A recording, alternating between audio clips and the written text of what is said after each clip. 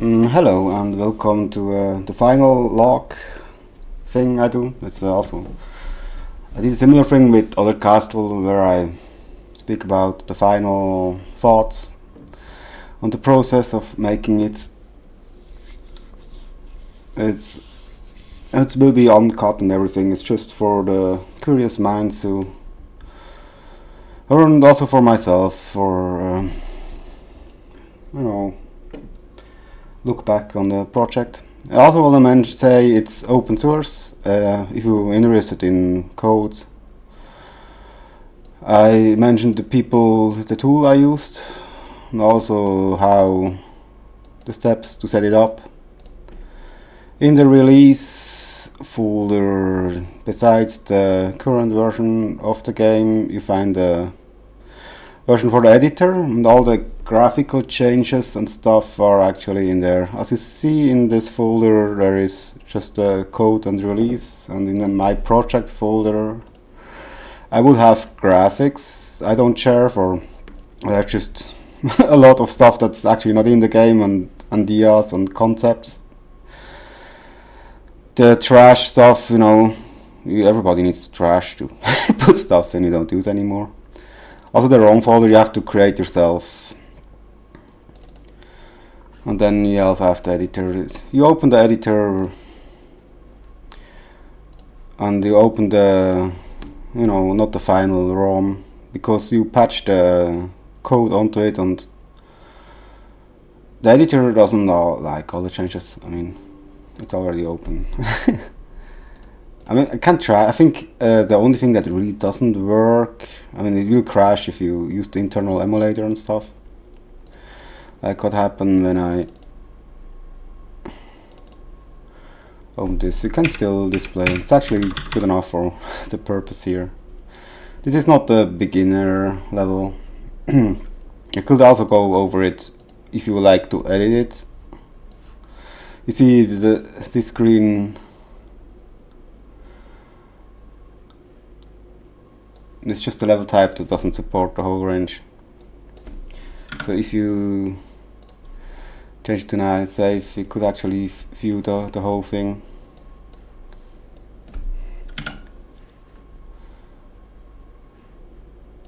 Was it 0?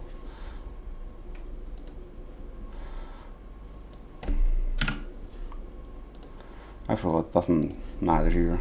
Yeah, let's start with level 1 and go through them very quick. I'm just curious what happened. Probably crashes as soon as you try to play. Yeah, it will just kinda lock up. Actually didn't crash, it's surprising. You still use this feature. Like if I open the thing, I like to edit it, go here.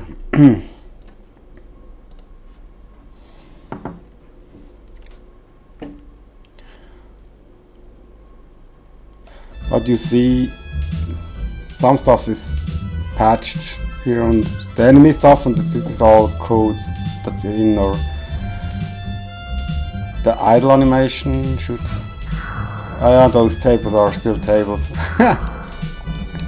It's quite a bit different if you play like this, because here I have NPCs.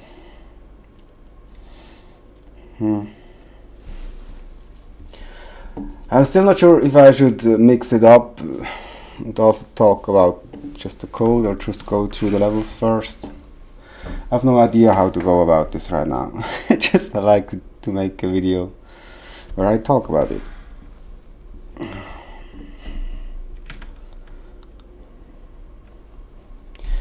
Maybe we do talk code a little bit. I could also do it on GitHub.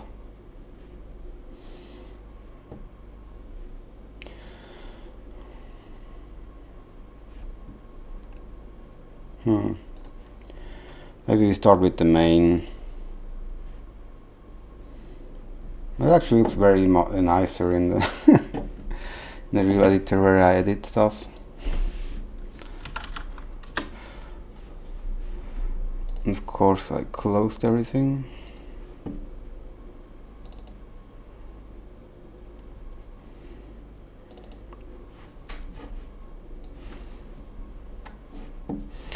Yeah, let's just open the code for the Text Engine. If you're curious about the size of the project, it's like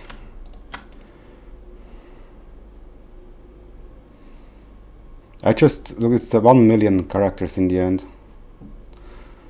You'll see when I go through how large it may be. What you find here are options, because the idea is to actually not really have this as a project to share for people to, dissect and try to find stuff they'd like to use. I do have an idea, something I like to do. Where is it?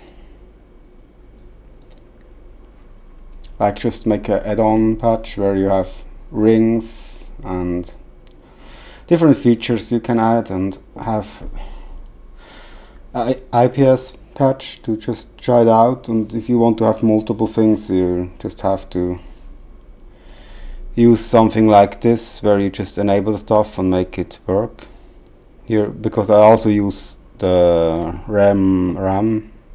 new RAM locations, RAM labels for different stuff. And then I've done, I go from one project to the next, and sometimes you just copy things, and naming theme is horrible, it's chaotic. I didn't use Azar's free space stuff so far because I'm not really sure about their behavior, and I'm worried it's gonna do things I don't like, and it was enough for me to just have have some free space, then push the PC, so every time I wanna insert some code I just pull and then I push again. And I can also arrange the different files. But this is also something I need to change up, maybe just to make a good example. The main project is still called Tutorial Tweaks. It should be called AutoCastle Tweaks.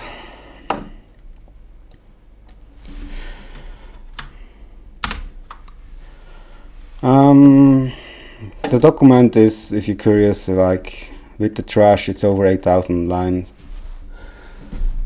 But the first 2,000 lines are more or less just hijacks. It's also it has some stuff in it, just a short pointer change and this and that. It's really good luck if you try to do it. If you like to use it for your project, maybe you're already happy with the state the game is in, and you just like to do new levels for it. I think this would not work bad.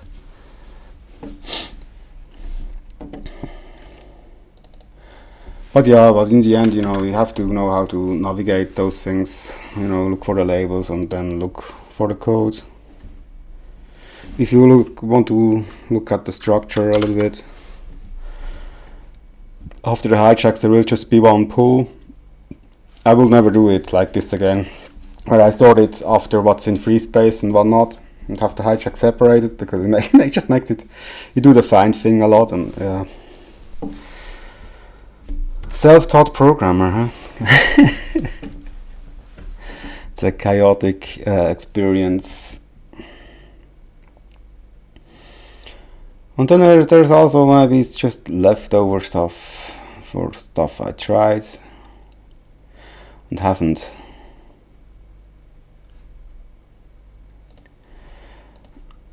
totally figured out. And I don't know. There are also just new enemies like the fuzzy.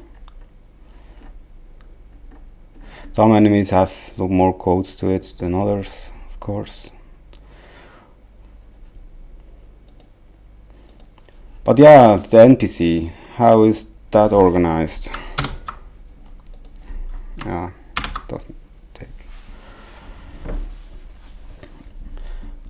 It's like this document has 4,000 lines. The first starts out with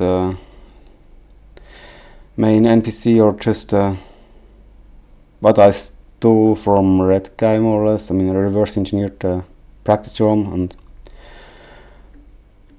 did build up some text stuff to it, so I can display text. First you find the engine itself. This is the table red guy made, so I can just use ASCII characters.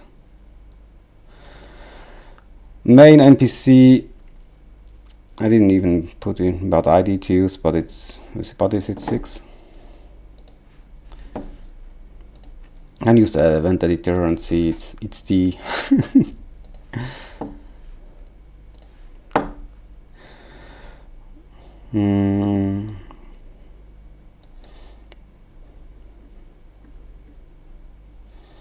yeah, NPC. This is just how the text stuff works. And you probably, if you can code, you can scroll along and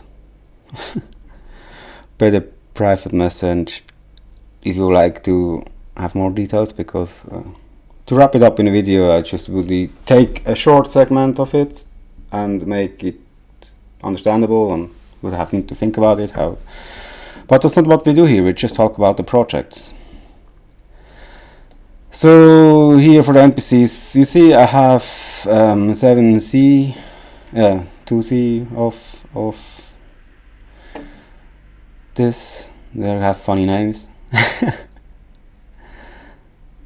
And here on the first thing, I use this for animation. It's just the sprite assembly pointer, like this, how most enemies work in this game. And then you have the sub ID and an action list pointer. Not every NPC has an action list. It's needed for text. Can show how I arranged it. Let's just go, maybe go to the shop, then there is more stuff in it.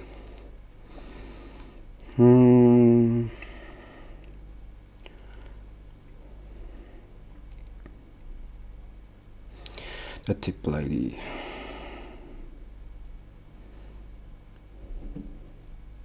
A tutorial ID is good enough. Some stuff you need to,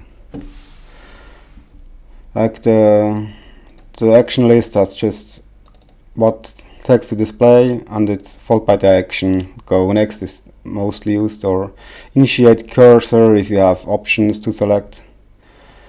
And then, you know, depending on what it is, there is some special, and in the end it's just end. So most of the text, but this one has a transform at the end, for example, but it's this text, next text, next text, and kind of how it works. From the text programming stuff, the event itself has some small codes to it. Just pick one. Of course, it goes to the action list first. Here, I don't calculate the sprite. I should look into show you overview how the game handles stuff. But in RAM, you have the event sprite pointer always in there, and it has a number for the slot assigned stuff, and it's usually done when an enemy spawns in. But sometimes I don't like to just call all the lengthy routine, I just hard code my stuff in. It's kind of sometimes the faster way, since, for example, NPCs, I just have a slot range where I can put in graphics, but if you want to have more in, you can just put another graphic slot, and actually, you know it's there, and then you just use the values needed and put it into RAM so it displays properly. To be short, I hard code it in, make it quick and dirty.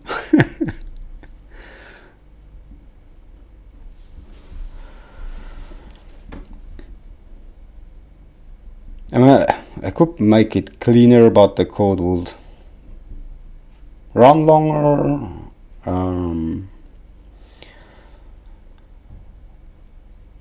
Benefits from it is just to give better awareness for somebody that reads it, how the game is supposed to be programmed. I think. Doesn't really matter. Yeah, let's go back to the NPC stuff. I think I went over that good enough for this purpose here. There are these tutorial ladies that can actually do cool stuff. Maybe I should actually show it off very quick for people who haven't seen it.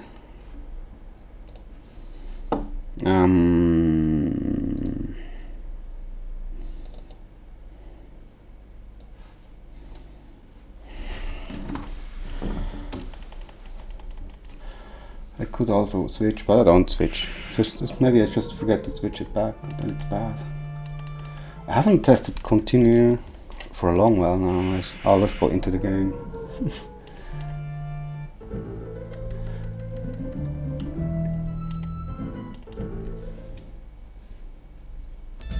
And it's probably loud, but as you see, you can also record. I'm still worried that this is more confusing than anything else. I also don't explain it because I kind of expect people to just what should I do, how do I stop it, and then you don't move, press anything for a while and then it goes. I hope it explains itself. But it's kind of cool that you can play back your own thing. It's also a little bit broken, but it's something to toy around with and actually just.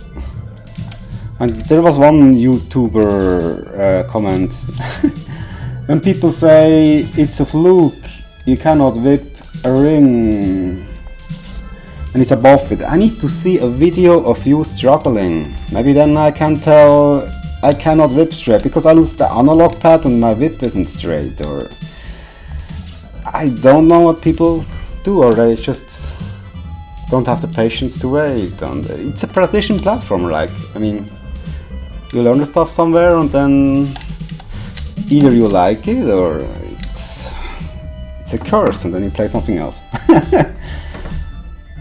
In the end, yeah, more or less like this. I put it down. How did this all start? I mean, the tutorial section I had very early, kinda. I always know I wanted to do it, but it was different. I didn't have the thing up. Oh, it still displays. I'll just close it. I didn't have the thing in that it shows the gameplay. This is actually, it's kind of complicated to do. Maybe we go back into the code. It's done in text, I think. Oh, it's actually a mixed bag. It's a bit of everywhere. Maybe I better don't show it then.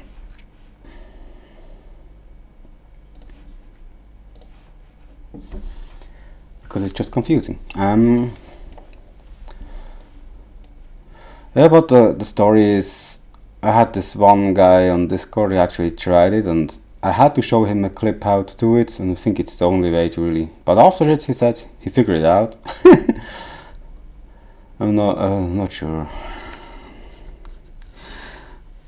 Also, I mean, I personally like to do something around ring glitches, since DD is his first hack hard mode, and I think it's horrible to learn how he did things stuff there, and I always wanted to make something that encourages the mechanic and actually just make fun gameplay around it, you know.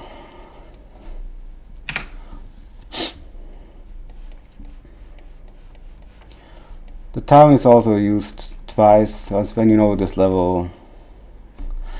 In the original game it's used for the scene is used once for the boss, and I kept it like this. So the scene is used twice. So there. Here is the enemy section. It was actually, I had to fix some stuff around it to make it work, how it displays in the map editor. It's always always a curse. I should have copied this scene once more. I could have would have had less work. But yeah, this is the first level parkour. Just put some skeletons in the beginning to introduce us like a normal Castlevania stuff. Somebody pointed out, birds in the beginning, birds are... I don't know. Birds are jerks, yeah. The good target practicing with the whip. Yeah.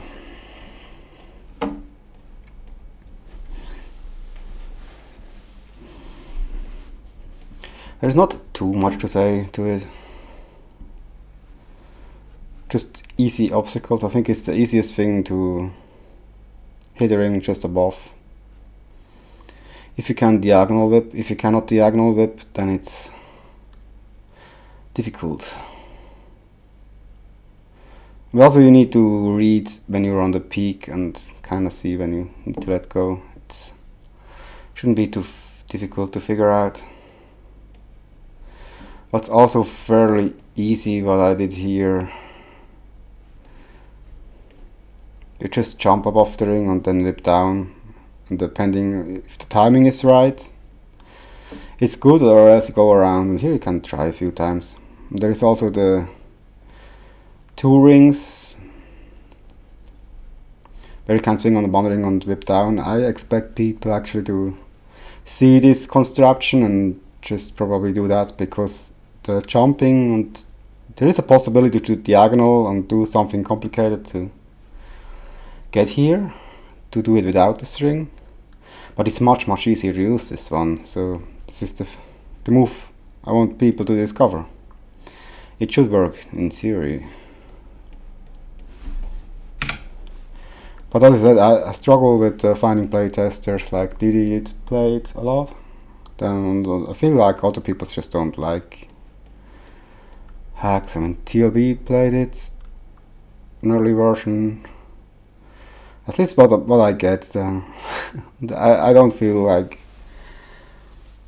And in one case you are passionate about stuff like this, or you want to be engaged in a project and in the making, or then you better leave it. Or yeah.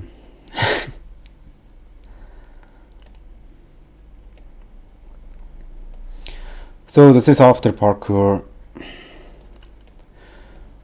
We're probably... That's stuff where I got feedback people just love to do. Like, a lot of people don't like to be challenged with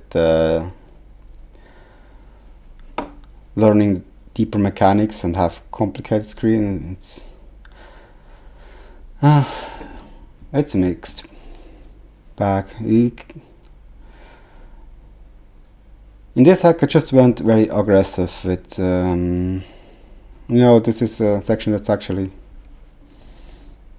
not teaching much, repeating some stuff with the rings you can do. Well. At the beginning on the next checkpoint there is one thing where you need to shorten the whip and lengthen it again.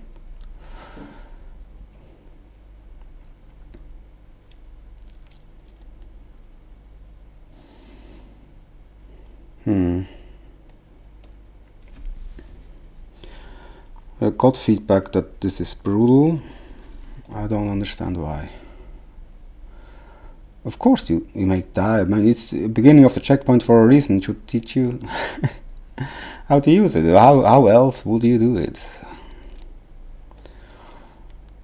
How else can you force you to learn it? Sometimes the question. And then when I got feedback, it's often from people who just tried it, and then you don't have video of them trying. It works too perfectly. It's not ideal because I might not understand.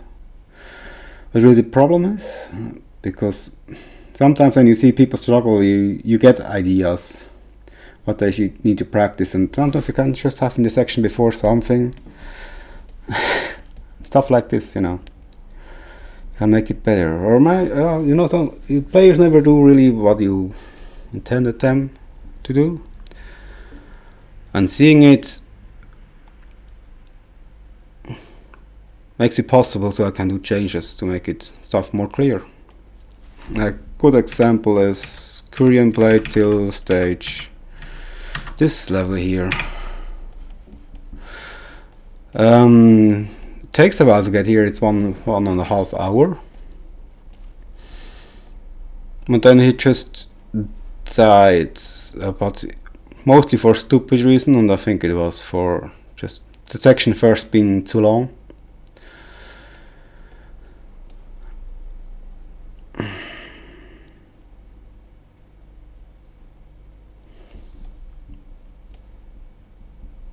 Yeah, too long.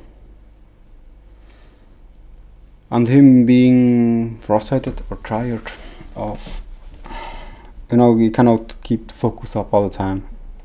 It's the one bad thing about long sections. And this section also is how should I put it? I put mechanics in here where the camera stuff, how it moves. I wanted to have a large screen, but the platforming is too difficult, to be honest. Too much difficult stuff. It's also a good point to introduce the dog, where you have a checkpoint. Something that should help a little bit with it.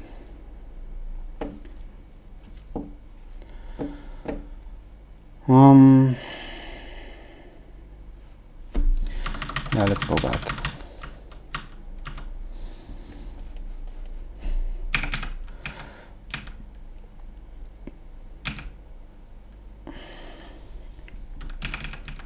And of course the stages are all over.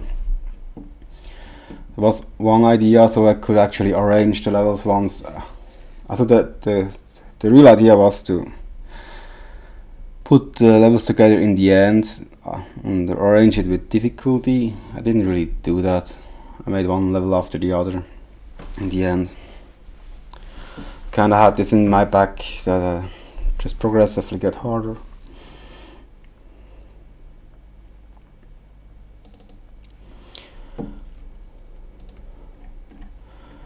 Actually, not what I wanted to show.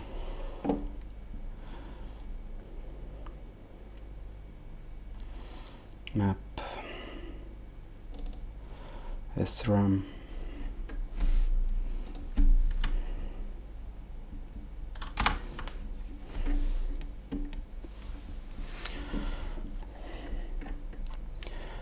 Now this is the new level table arrangement. And here you can set what level goes into it. The table is used for multiple things in the end. I mean, you save the progress and it needs to look up the table. It keeps track of what scene to use in the. You should display on select level which stage you go in. This is the first value. It also keeps track of your gear you should have in the section, I think. Or is this from in another table then? And also you can select the entrance to use.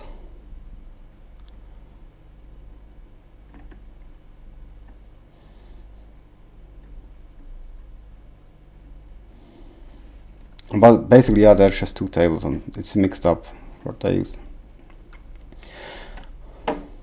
One is more for the save feature, where you can rearrange. The first table is where you rearrange actually where the level go, and here is where you select the gear and stuff.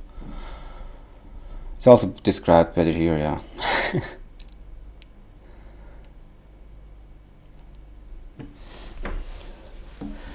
Oh, I need the toilet really bad.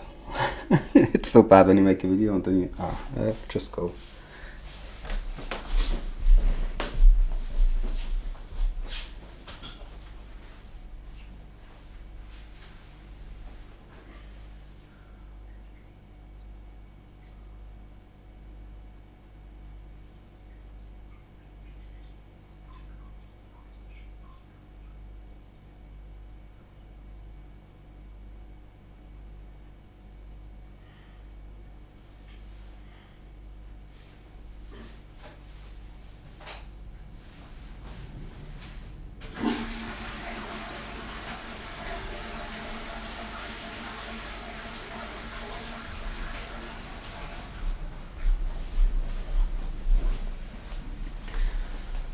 Okay, here we are again.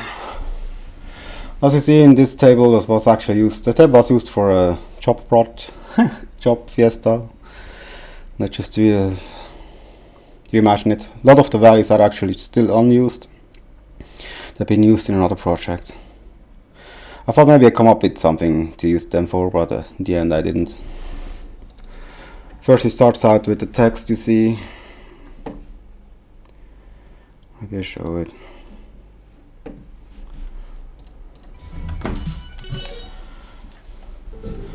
Just like every level has text and it displays here. It helps, I mean the text is shown in the level as well, so you may have a chance to. I try to pick memorable names, but might not be always perfect at all. Sometimes I try to be more funny, sometimes I just pick something Castlevania 2 used, since they had really cool location names. But yeah, let's move on. Where am I here? Yeah, the levels are all over the place. We go in the cave. The cave you have New Forest in the first section. What's the level actually starts over here with the camera event. Also, how these levels are loaded, they are loaded left, right, or right, left. What means all the events are loaded at once in this line. So you cannot have too many events or the game will severely slow down. It's about what it can take, what you see here.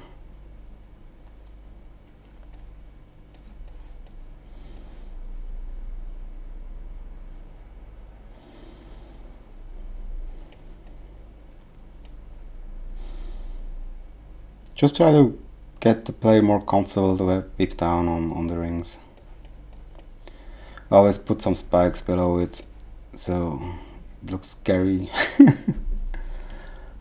That's the main goal when you make challenge hacks. You kind of want the player to feel that he accomplishes something, go through something crazy. Feel good while you manage to beat through. But there is also the section where I picked up on storytelling a little bit, where you actually meet the wizard from town. Should I go to how I went with storytelling? In the beginning I was thinking to actually make the wizard nice, but then I thought it actually really boring. And the plot is more or less, you know, that you have a corporation that does. It's also clear if you follow the intro text, but it all sounds so fishy and wrong.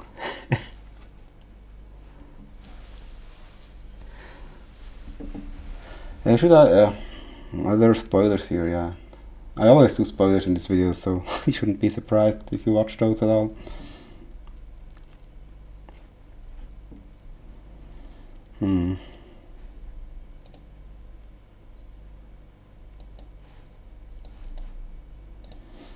If you would like to edit them, you go to the. It's actually a sub event too. If you go to the text engine, you will scroll up.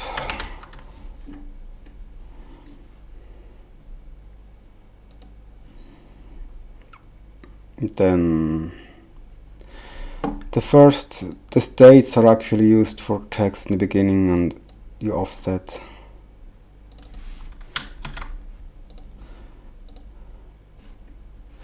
Then you get his text and his actions. Oh, his name is used a lot.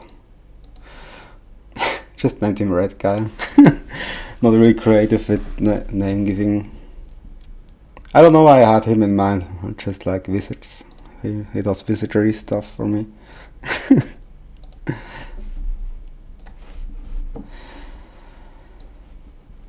I mean, the man just writes FPGA, Verilog code and stuff. I mean, that's the last thing he kind of chatted. When we chatted in Discord, he was like sitting on a monitor and doing some USB debugging on FPGA level. it's miles over my head. Crazy guy.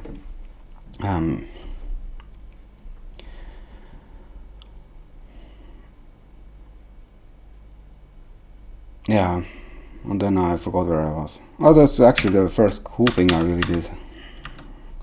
I think what a lot of people appreciate, make levels that are easy. In theory, it should be easy, and then you find out they're perceived as hard still, for some weird reason.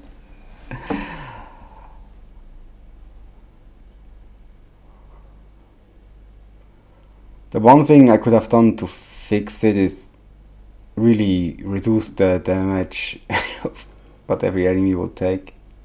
I mean, first you have fast pace. When you step on the platforms, I don't know, they go fast. You need to react, and you need to whip stuff, and some you can limp, and some you can't. Yeah. It is what it is. It should be an easy section. In theory, practically, that's probably not. Not for everybody. Not perceived that well, like this. Oh, not sure. There's also the tree thing that I think I went over a little bit. I still hope find somebody who actually discovers it. And I also had to realize that I was thinking speedrunning scene is kinda known because I watched it personally, and you may know those people because they help to promote the game, like the retro game scene with their projects of speedrunning. But more surprisingly, we got a lot of questions: who are these people? I think I would not do in the future anymore. If the people actually would like speedrunners, if they would like playing hacks, it will be totally different stories because they promote, they play the game, they find their stuff in there. But if they don't, it's just a bad idea.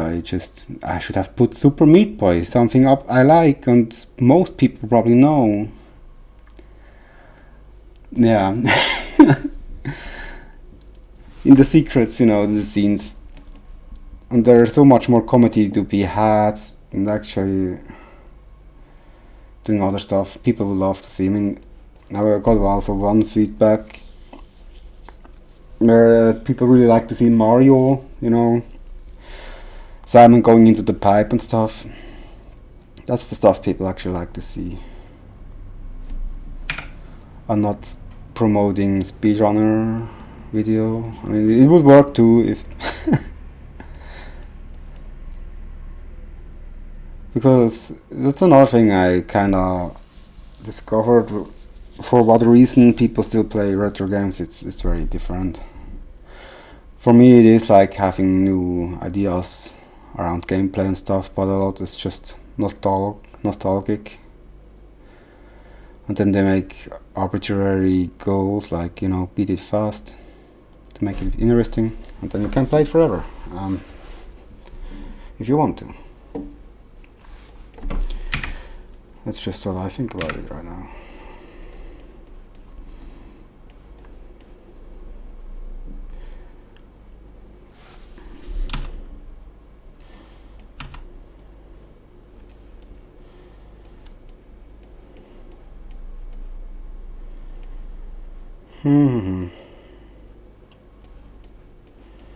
Yeah, this is the waterfall section with the boss at the end.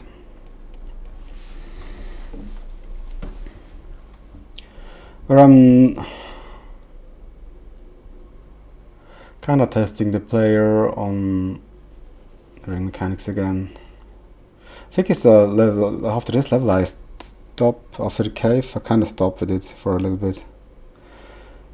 if I have other mechanics after. Like here it's like in Remix Hack where you spam a lot of enemies. Mermaids are just spammy, you cannot do much about it. Here's the same thing again where you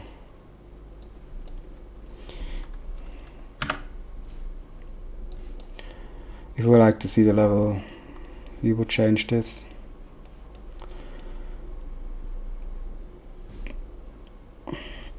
And you change it back for use the original level type. The original level type, I think it's used to detect bubbles. For this scene, but I cannot really recall it 100% if it was something else. I need to relook up stuff to test again.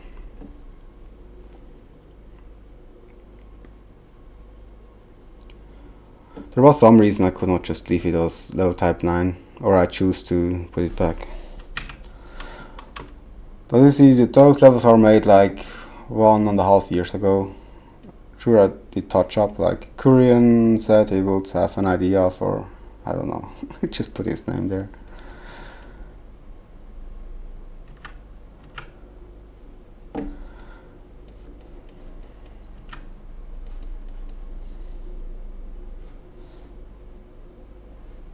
Also the thing that you can go back and forward.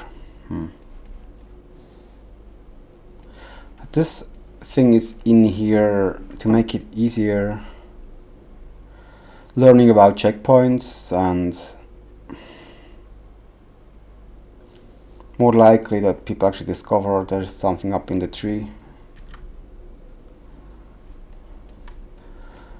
Can't say it really worked that well so far. I don't really know because I haven't seen too many people play it. There's the Medusa. Yeah, I can actually show boss code. How much boss code did you make?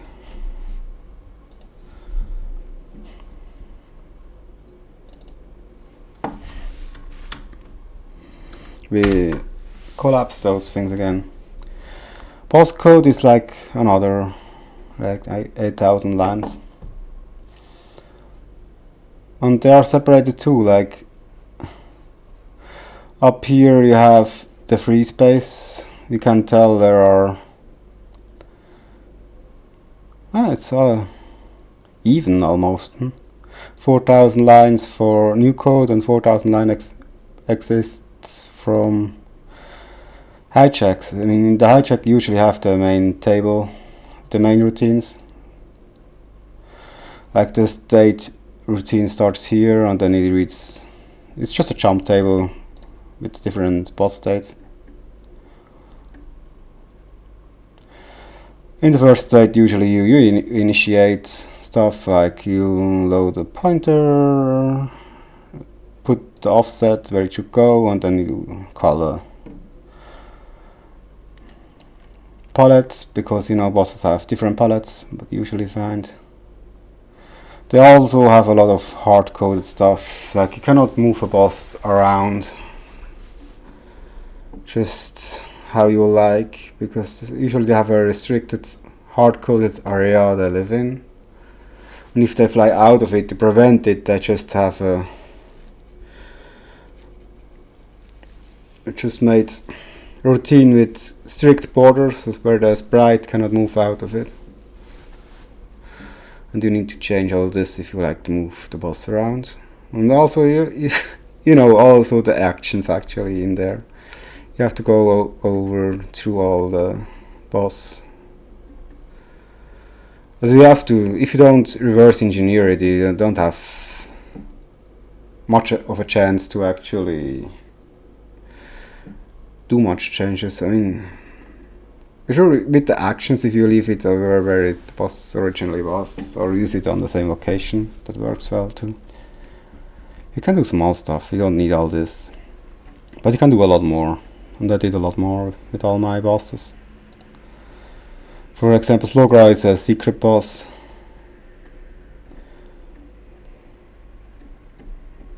and he does all the diving. Then there are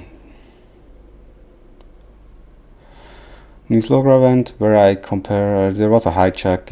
I would need to look. I didn't comment too much what it is, but it compares probably in what states he is, and then I apply gravity, and yeah, you kind of program what he should do in this state. Then you need to understand a little bit of coding,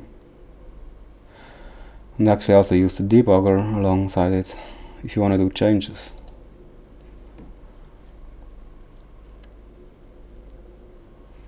I think I'll leave it at that.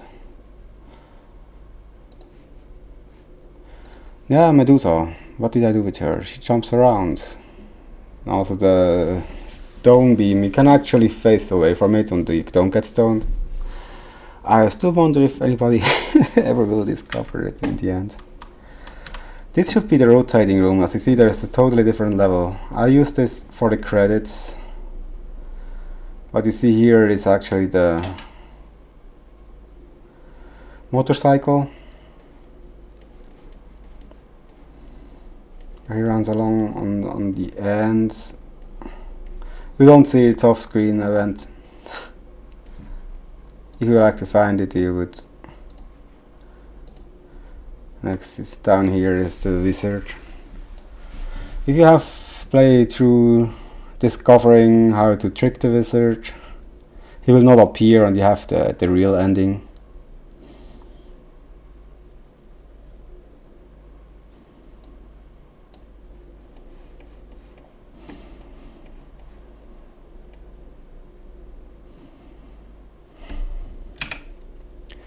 Yeah, let's go on.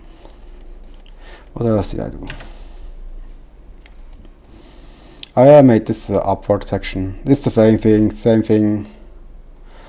That's another thing actually. For mode 7 you can have a long screen. But there is no scene that supports it in the editor, so you cannot view it. I did this event stuff down here. The screen is double that long. I did it blind. I put in the event here, and I just added a new location, calculated the new location, put it down, tested, and then I did the upper section where you leave it. And also some code to make it appear different. It's actually quite a project, where it was. I just, along everything you see what I do coding wise, there is also another project where I motivate myself, where it motivates me if I have a project to actually work more on it. It's just a disassembly. And then every little bit of code needs to be documented. Or, labeled properly. Or, this is a long progress. Where you just put in everything. Actually, could be shown off here better. If you go to, this is the main data bank. For example, this is the main, every event in the game has kind of a main pointer, and they're all here, including the bosses right after. It's very easy to look it up now, or if they are named properly. Some are more used for programming purposes, like the projectile. You don't just put a projectile in the editor, or you wouldn't do normally.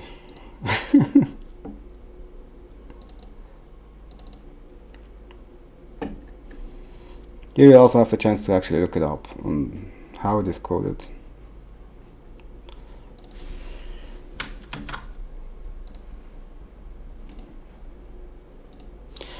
Some splash has two states. The first one enables that it can move in both directions. Hitbox will be set to 0, so it doesn't hurt and do anything. And then it looks up some stuff for speed. it uses a speed table where it is slow in the beginning and progressively probably adds up the value. Or splash also goes up and then goes down. And to keep it short, you like to make tables, even though I made a lot of different stuff, like the fuzzies I actually use. I had a state machine that actually uses gravity applied to every side. I mean, just different states, and then depending on what state it is, it has to give different gravity properties. So it can bounce and all do this crazy stuff, just done with the code.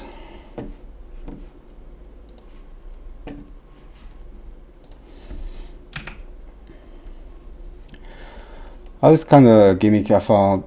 I really had fun in the beginning when I made it, where those things just move up and down. And depending on how you enter, the position will be different, by the way. It's coded horribly, kinda, but it works. I also thought if you went through a few times, the section starts to get really boring because there are waiting sections. They're interesting the first time you encounter, and then I put a bunch of shortcuts. You can move through quicker, but it's great. The aiming is very laggy. I actually applied a fix to the Bone Dragon here. So when you come from below, it doesn't load till you get near it, but the Bone Dragon is not the only problem, it's just... I don't think I ever had so much stuff on screen, but it's just too much here for some reason. This is the climb, it's an earlier level.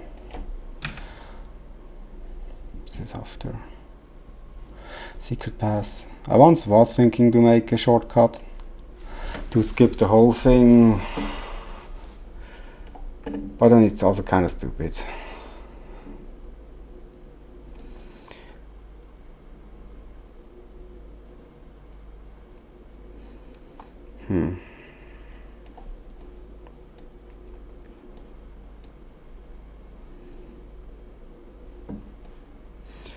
So it's still cheesable if you find a way to get over here. It's totally possible with those. You could actually skip it. Never fix. Oh well. Hey, there is a level I didn't use. I planned to use those for something secretly, but in the end I just wanted to get over with the project. This is a level that uses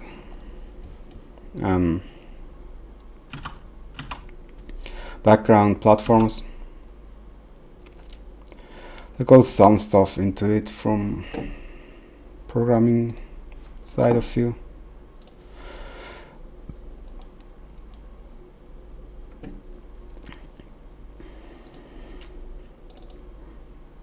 There is a pre-main thing. That's also a thing I did. It's some code is applied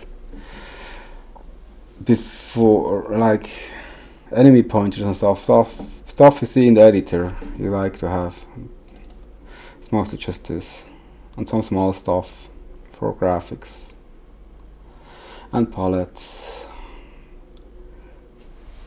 or transparent settings even.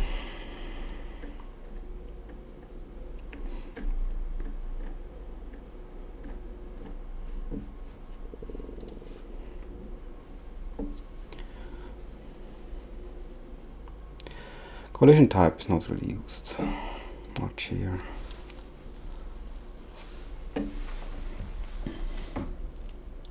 But yeah, I don't want to stretch it and bore. What I do anyway. I mean, I do this video for me. What am I saying?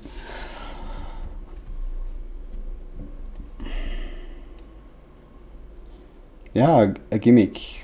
It's actually really fun. Could do a lot with. Should refine this. More hacking stuff here. The background is used more.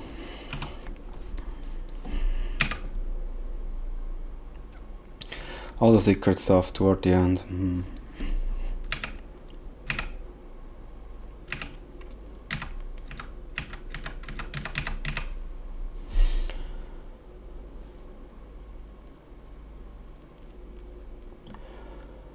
I don't know. I thought it was a good idea to make this video, actually talk about everything. Like in this level, this is more an experimental level. It loads event from bottom to top. You can change here by direction, but it's really broken. Like it doesn't work in both directions. It's just the game, how the game is coded. You would need to write new event handlers, and I haven't done that.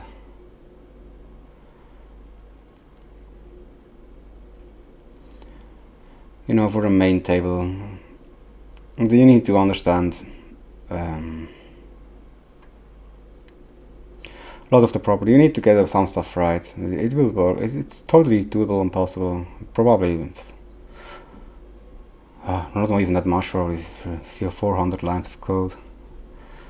But it needs a lot of debugging and testing.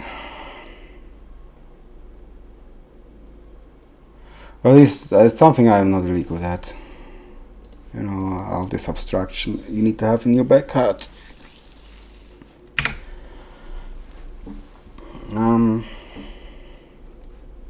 More ring stuff with poisonous soup that you cannot just jump through. You know, the poison is ticking really fast. Also the super hard section, I don't know. Hey, it's kind of fun, I don't know. For me at least.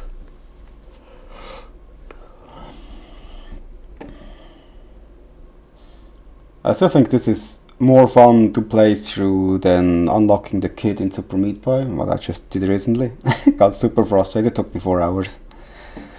Well, I could imagine that when somebody gets here and is not too good with drinks, they probably on here for a few hours too, just to get a stupid message.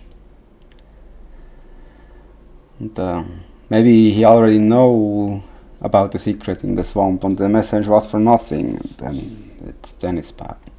It's just, well, it could be really fun though. Yeah, I really like the gold thing here. In theory, you could go really crazy with it, where you have bats that fly in you can turn into rings, and it's a good thing I didn't do it for reasons mentioned. There are no people actually like to play it besides maybe me and DD, maybe, who knows.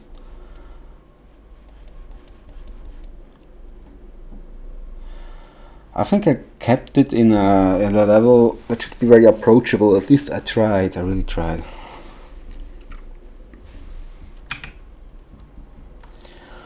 Like a lot of stuff I'll do in the other Castle 1 I wouldn't have done here, because I think it's stupid.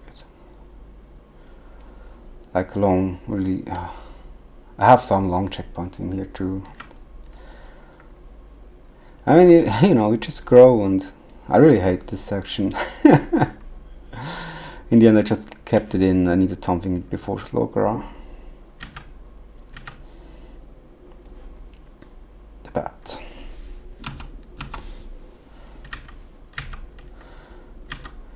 Oh, here you see Paul. I wonder if he ever plays. He showed up twice actually in my stream and said hi and asking what I'm doing, but I think he just went off. Maybe he couldn't understand what I'm saying.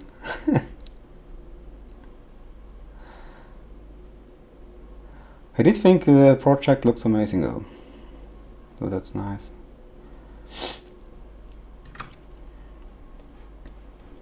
But a lot of people just like to say something nice, so.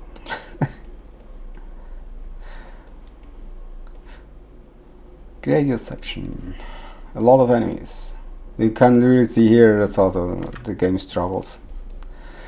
Really struggles in those sections.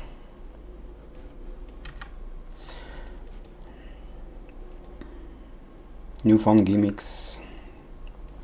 At least I consider fun. I did the intro once where this platform was different.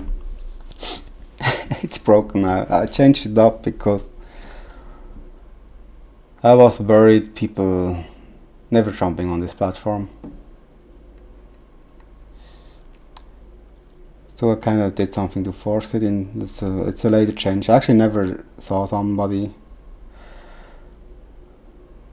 not jumping on it. Well, it was the thing I was worried about. The worst thing when you make a game is having sections where the player cannot figure it out. That's the worst that can happen. And then you have also this situation where people don't really try. Sometimes. Or they get frustrated, or it's hard to make games in this.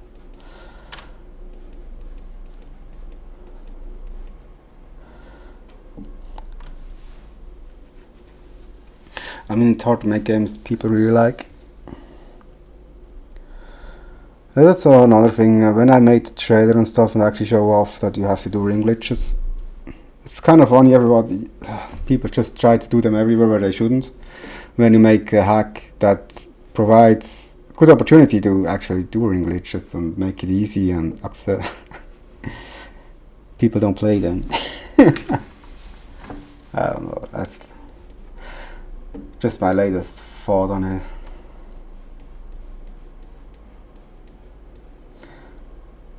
Don't know, I had good feedback actually. I just didn't see people play it.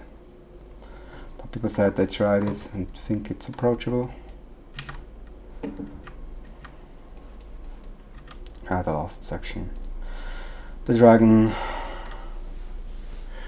In the end I was thinking I should rework how his thing is a little bit broken, how he targets you. It should have a delay in it, but sometimes there is still a bug where it kind of turns off and it just tracks you for a shorter period of time till you get farther away from it again.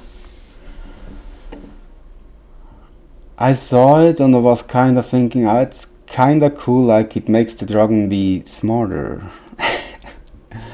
But it's also kind of just a cheat for him. It's horrible and good in the same. It's bad in one way and good in another way, and in the end I just said, come, leave it, move on. There is too much work that needs to be done. Anyway, another section I didn't use. Here you see where you can walk back and stuff. I had totally different ideas for this. Was kinda inspired by my house, like the idea.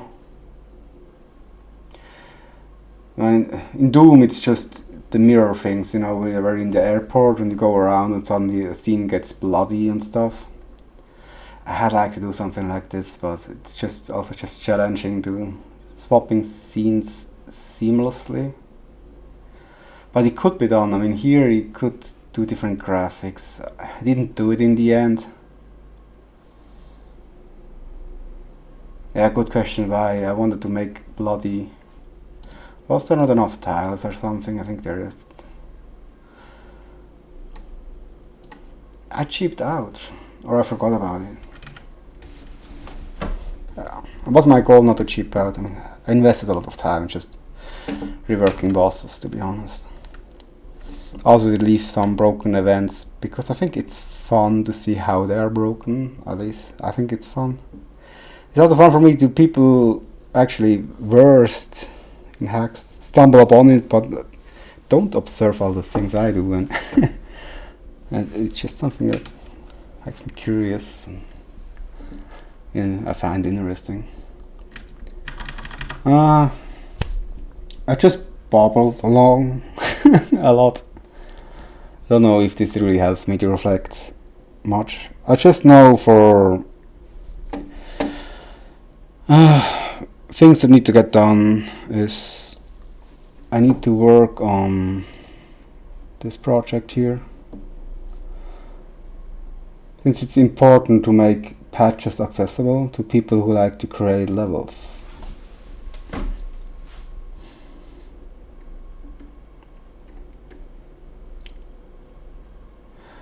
And in this project, what I like to do is to make the code more readable.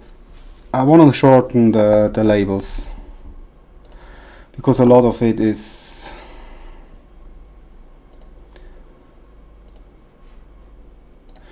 just too much text to read. If you go RAM, you don't need to. You can't just put an R. I did this in Donkey Kong. I like to have full names. It's always also in Curse. If you have new people, it's nice to have a full long name, because it's very descriptive. But you have to read a lot of code, and you have all these long names. It makes it worse again. Like, I never got used to read just the one letter stuff. A lot of the SNES labels use. I always look them up still.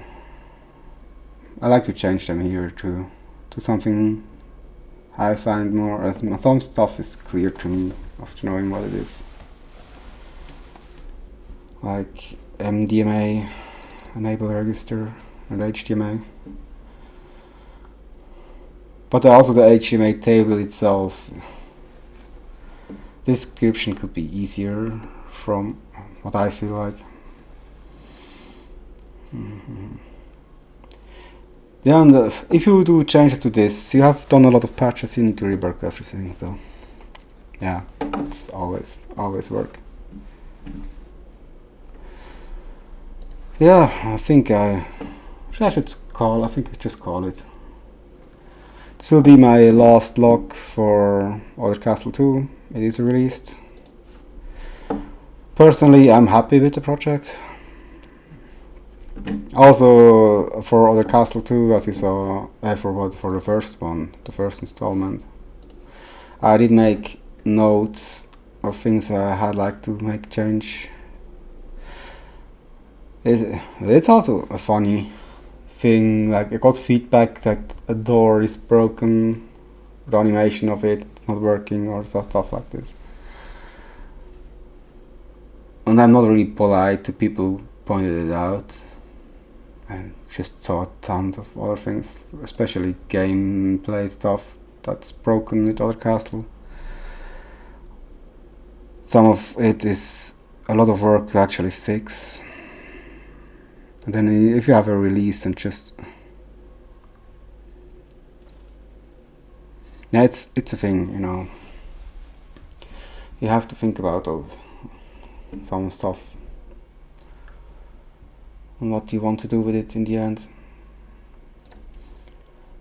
The motivation of fixing up Other Castle 1 is... I really have a lot of idea that will just flat out improve it. I also like to get rid of the thing I never tested much or at all, like the easy mod. Have first quest just flat out accessible. I know how to make platforms that just appear in first quest now and stuff. It's just a thing to sit down and actually fix the worst bugs, like the gameplay stuff, like having players be stuck for an hour on a level is bad, in my opinion. It's not something that makes a game good at all. I mean, sure, you still have the effect if he finally beats it. He feels good about it, probably. But it's all doesn't make a good game, I feel.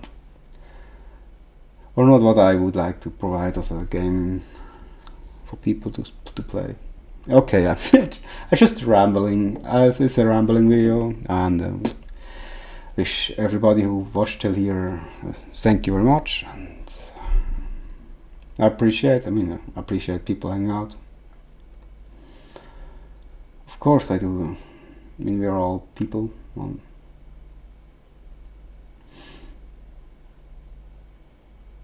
Yeah, I hope to be someone who gives something to the community, that gives creative minds the ability to do stuff they want to see be done.